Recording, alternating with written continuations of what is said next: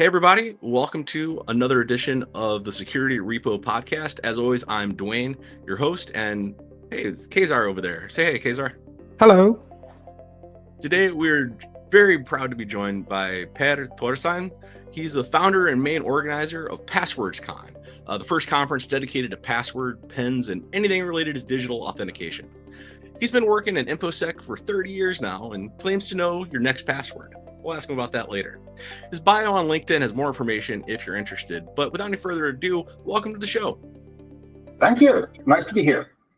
Well, I got to meet you back at B-Sides Las Vegas, where there was a PasswordCon. It was part of the Las Vegas B-Sides Las Vegas program.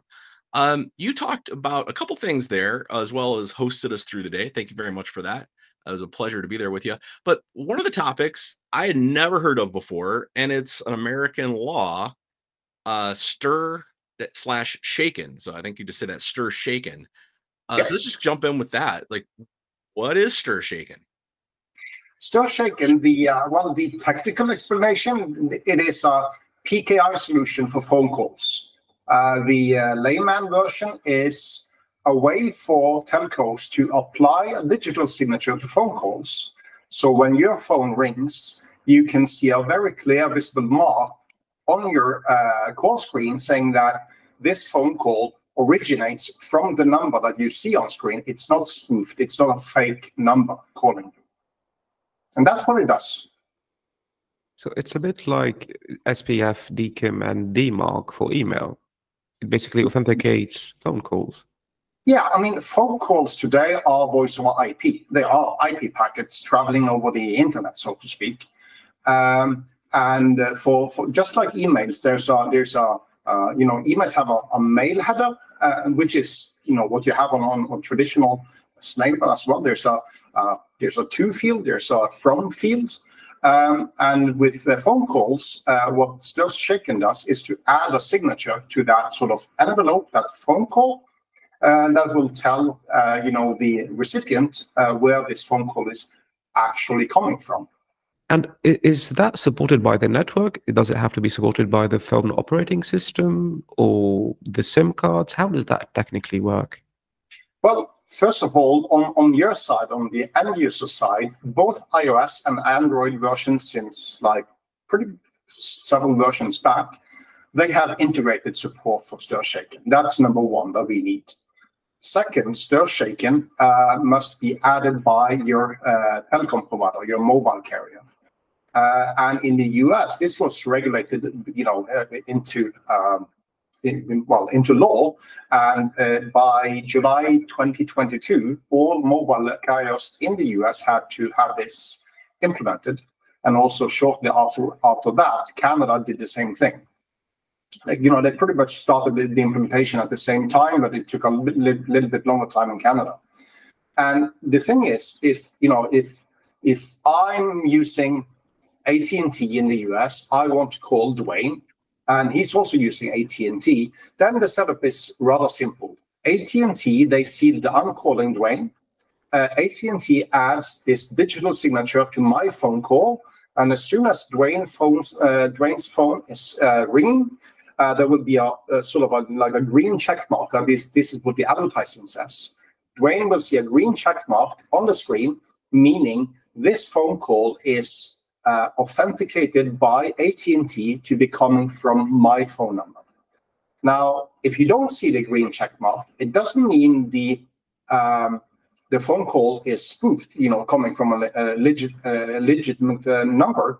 It could just be that the provider I'm using, let's say T-Mobile as an example, they don't have Stir Shaken in place, or there is no trust relationship between T-Mobile and AT&T, so they don't sort of trust each other. And then the phone call will be appear to Dwayne as like this could be a shady phone call coming in.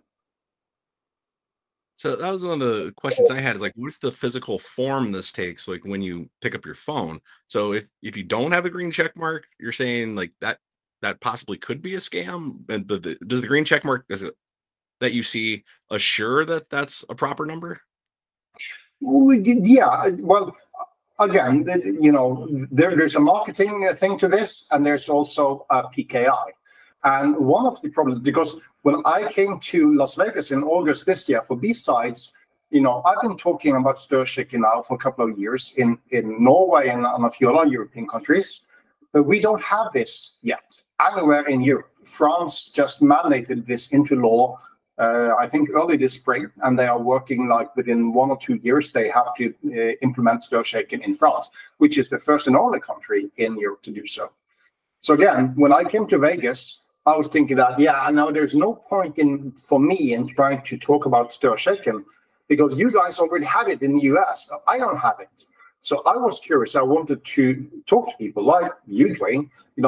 Are you using this? How does it work? Are you satisfied with it? And to my surprise, well, I think everyone that I asked in Vegas was like, STIR/SHAKEN? Nah, never heard about that. So I talk about this. And one of the things that I did, I also asked a lot of volunteers at the conference to call me. I had an American number while in Vegas, and I also called them back because I wanted to see how does this actually work. And one of the things that I haven't figured out yet is the advertising from the big telcos in the US says that on the call screen, you are supposed to see a green check mark as a verification that this is a verified call. So the number is not spoofed. But that didn't show up for anyone when I called them or they called me, which is weird. But what we did see is when you went into your phone log to see incoming and outgoing calls, then some people could suddenly see a check mark, a very small check mark. It's like several people told me that, I've seen that little dot, but I haven't really thought about it. What is it actually? There's a very small check mark in your call history that says that, well, these incoming calls actually came from a number that has been verified using STIR/SHAKEN. That is the number that actually called you. So what's the security impact here? You gave the talk at PasswordCon. Like, how does this relate to personal security? Like, could a scammer get around this still? Well, in Norway, we say that there are only two things that are certain in life: taxes and death. Everything else is sort of like a risk analysis. I would assume that pretty much the same thing is applicable to both France and to the US as well. But this digital signature is applied to your phone call, your outgoing phone call, by the telecom provider. So I can't really think of any way to manipulate this on the caller side. And if this is to be manipulated, somebody would need access to the either one of the two mobile carriers, like my carrier or your carrier, and they would have to do something fishy in there. And I suppose that can be doable now or somewhere in the future, but at the caller end, at the recipient end, I don't know. I cannot imagine today that there should be any particular way of circumventing this. All right. So if we try to turn this towards the layperson and try to explain just in a few simple sentences, why do I, as a regular citizen, care about having STIR/SHAKEN work on my phone? Excellent question. Layman's terms, your bank is calling you. That's the number that you see on screen. And you see a green check mark, a verified check mark. Then it actually is your bank calling you. If you don't see the green check mark, or if you don't see the green check mark in your call history, you should be careful, because that could be a spoof phone call. It doesn't have to be a spoof phone call, but you should be careful. And you can also turn this the other way around, because I've been talking to banks and insurance companies in many different countries. And they say to me that, well, they have the same problem. People calling the bank or insurance company like, hi, this is Dwayne calling. I have an issue with my bank account. Now, how can the bank verify that it's actually Dwayne or Per calling them? Well, I've said that if the call and customer care solutions that the bank are using, if that system could support stir shaking as well, you could make the system like when the call system see there's a number calling in.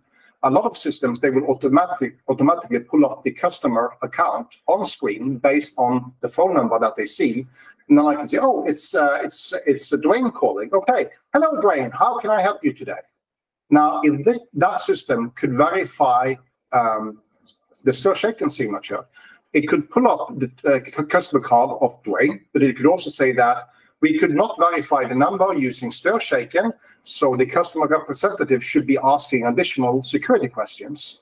Is it really Dwayne calling before they actually do anything stupid? So this goes both ways. This is of interest both to us as normal consumers and users. This should be also of high interest to, well, any government or businesses that you can find, I guess. This actually reminds me of another talk that was at PasswordCon on identity verification. I hadn't really thought about it going the other way, protecting the bank from the scammer calling the bank in. Just one more way to verify that you are you, as opposed to just those security questions. Yeah, and again, there's always the challenge here that you verify the phone number calling. You don't verify the person at the other end. So if we could do video conversations with the bank, we could have biometric face ID, like, hey, it's me calling. And you can see that it's actually paired based on a file that you have from previous. You could also do voice biometrics just by listening to the voice. But again, the way we are moving towards a dystopian future today, we already know that voice cloning is a thing. And there also do exist reports already of this being used and abused. So, but yeah, it is stir shaken is by itself isn't like the ultimate solution for security, but it really, in my opinion, it really adds another layer of security in terms of phone calls, and that is both ways for you as a consumer and for businesses alike. So you mentioned earlier the technical side of this, but really haven't talked about why this is here in the US. This is a federally mandated thing, right? This is something every phone company should have implemented by now, or they say they should have implemented by now, correct? To the best of my knowledge, all of them have it in place, or to the extent they don't, they are probably facing consequences from the federal government now. There were two deadlines. I think the first one was July 1st, 2021 for the big carriers, and then for any kind of local carriers, whatever definition you have for that, would be July 1st, 2022, so a year later. But also one of the things that I was surprised about when I, did this, a little testing of mine in August, I learned from one gentleman that when I called him, he didn't see this sort of verified symbol in his call history. But he logged on to his mobile carrier and looked in the settings there, and he saw that, oh, this is a new setting that was available in his settings, but he specifically had to turn it on. And then I called him again, and then he said, yep, now it shows up. Now I have the verified check mark. So I was like, here's a security feature that you need to implement for all the carriers in the US. It's free, I guess, but you have to turn it on because by default it's turned off by a mobile carrier. Like, why? That's exactly what I ran into. After your talk, I went through my phone. My carrier offers a add-on solution that was already turned on, but it was the light version of this particular feature. And looking at the feature list, it's like, it looks like they have implemented stir shaken. I have seen those green check marks before, but I'm still getting a lot of scam calls. So I paid the extra $3 a month they wanted $3 or $4 a month now taxed onto my phone bill, and the number of scam calls has dropped to almost zero. I still get a few here and there. I think it's impossible to stop them entirely, but I was shocked by that this is an add-on I needed to pay for that wasn't even advertised to me. I had to go digging for it. Yeah, and also one of the things that still trying to figure out about this, again, living in Norway where we don't have Storshaken yet, the advertising and sort of like the premise for developing and implementing Storshaken was to reduce robocalls, which is a massive problem in the US, and compared to Norway where it almost doesn't exist at all. And there's also a difference that I've learned, at least from the marketing from the US carriers, is that robocalls in the US usually originates from the US, while robocalls or spoofed calls in Norway usually originates from a country far, far away from us, like somewhere in the Asia Pacific region, as an example. So that's a big difference. But also what I don't quite understand is that this was put into law, regulated into law in the US to reduce robocalls. But in order for a mobile carrier to use Storshaken to filter incoming calls to you, like, blocking them from making your phone ring, every single carrier in the entire world need to implement Storshaken, which is, realistically not going to happen, at least not in the near future. And if you could make them do that, you would still have governments that we don't really like too much today, and they would eventually try to get around this and still use phone calls as an example. So I was a little bit surprised by the marketing in the US that you cannot filter phone calls that appear to be spoofed, because most likely they are originating from it is a real number calling you, but the provider from the calling side haven't implemented Storshaken yet, which could be, that could be me calling you, Dwayne, from Norway. So that's a little bit of a surprise to me. And I've discussed this with mobile carriers here in Norway as well. They say, yeah, that's a problem. We cannot use, as a mobile carrier, we cannot use Storshaken to block incoming calls to you. What Storshaken adds is it gives you more information on your calling screen that enables you to make an informed decision on whether to accept the call and whether to trust whatever they say on that call or not. All right, sounds good. Let's move on to another topic that I particularly like. It's about passwords, and you happen to be the chair of PasswordsCon. So, yeah. And we've already spoken earlier about the fact that you were carrying out research, if that makes sense, about passwords. And as a matter of fact, I kind of do too, very informal type of research. So, would you have any type of anecdote that you can share with us today? Well, this password research is an obsession to me, and it has been so now for 25 years approximately. And it started out when I was doing penetration testing as a consultant at PwC a long time ago, and I did a pen test against a Fortune 500 company somewhere in the world. And on day one of the, when we started doing the actual technical work, trying to hack in, we were accessing a Windows domain back in the days from one of the office buildings of this company somewhere in the world. And we obtained a list of tens of thousands of user accounts from an Active Directory. And we created a very small script saying for each username, try the company name as the password. If that doesn't work, try the word password. And then we just started the script, and we just leaned back and this is all about, this is the life of being a consultant, run a script and there you go. And the crazy thing is, the script showed us that there were a couple of accounts that were using the company name as the password, which is not a good choice for a password.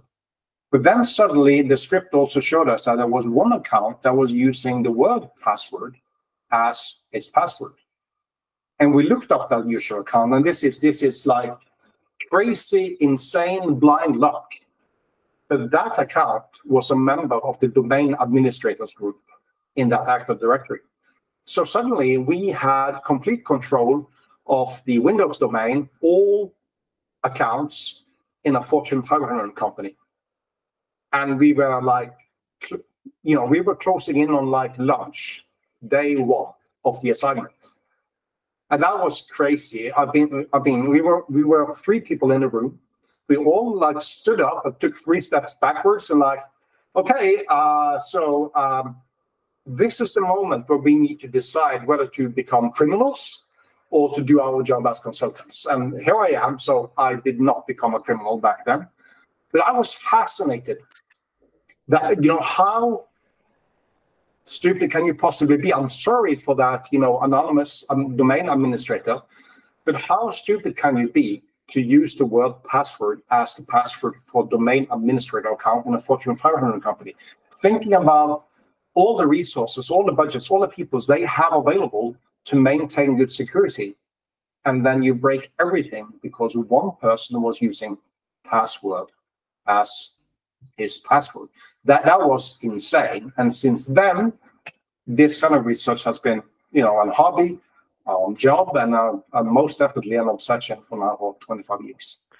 Out of curiosity, at this Fortune 500 company, what was the percentage of accounts that you managed to break into just using these 2 words, the company name and password? Oh, that was nothing. Let's say, I don't know, 50,000 accounts. We're talking like 3 or 4 or 5 accounts that were using the company name as its password. And there was only one single account using the word password. But that was a domain administrator, which again adds to the, the craziness of the entire story. Do you think that you might have found other passwords had you tried maybe variations on the company name, or maybe like add company name 2010 or 2022 or something like that? Of course, absolutely. Password security has increased in businesses since 25 years ago. Absolutely. But still, I would say that if your company have like 1,000 employees or more, chances are pretty big that if I try 5, 10 different passwords against all those accounts, I will probably get access, at least as a normal user. Summer 2024, exclamation mark with a capitalized S. I would probably get in. Or, winter is coming 2024, very simple passwords. There's always somebody, and I don't care who, but that will give me at least user level access. And that will, in most cases, that will be more than enough for any bad actor to do a lot of bad things. So what should organizations do, in your opinion? Well, that is a complex question, and it's a simple question. But one of the things that I like to highlight is the US NIST standard called SP 800-63B. That is a standard. The latest version was released in June 2017. There's a new public draft, second public draft out now. They're looking for comments. And that says a lot about, how to do authentication in a proper way. And that includes, of course, two-factor authentication, key management, all that kind of stuff. And I would say that on the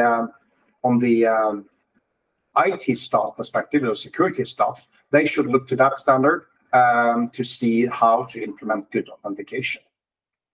On the end user side, like for all of us, I would say that we need to drop out of doing password policies that are several pages long and giving all kinds of crazy examples that nobody is following anyway. People will use the simplest passwords possible, adhering to your password policy. They couldn't care less about your advice. So your advice needs to be very short and very easy to understand. And that's what I do. I tell people not to use a password. I tell people to use a very simple positive sentence that is easy for you to remember. And remember, you can use spaces in between words. So you can do just a normal sentence as a password. And a lot of people still don't know that, but that's the truth. I'm curious how often you are hearing people that do know that. I assume I didn't really ever think about using spaces. I think at one point I'd used a system that didn't allow them. They only used like 4 or 5 special characters. I think a lot of us ran into that, especially early on when we were all setting passwords. But I'm curious, because back at PasswordCon, you gave some numbers, like these informal surveys you're doing, asking people about that. So, like, I'm just curious, like, how often have you run into someone that knows about the passphrase, about these alternative ways? That's the thing. I'm interested in the dialects, in the languages, and social and cultural differences between countries and different languages and religions and so on. And I'm one of those crazy people that can go to a random cafe for coffee and ask random people about, how do you do your passwords? And I'm to this day, I'm fascinated that there are so few people aware of the ability that you can actually use spaces in your passwords. And we have been able to do that for like 10, 15, 20 years or more. Now, as you say, some systems still don't accept special characters. They don't accept anything outside US ASCII characters. They don't accept spaces in passwords. That is not a user problem. That is shitty software problem, period. And I can repeat that if you need it, Dwayne. But that is a shitty software problem that needs to be fixed. That can be fixed. It should be fixed. In terms of these services I'm doing, again, like, asking random people about their password strategies, they are heavily influenced about what they see in the media, in newspapers, and so on. And unfortunately, if you use ChatGPT for that matter and ask for good password advice, and what you get is bad password advice. The password advice that you get there is 8, 9, 10 years old, and that is not what we consider good practice today. It is too complex for normal users to try to follow. So again, use a simple positive sentence as your password. And not only that, write them down. The risk of somebody breaking into your house and stealing that sheet of paper, negligible. The risk of somebody hacking your account because you're using the word password as your password for every single account online, very big. So risk analysis, write them down on paper, much better solution.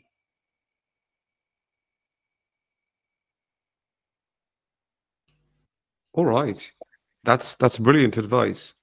We'd like to end the podcast by playing a game. This game, the goal of this game is to really try to know who you really are as a security professional. So we've got 4 questions for you.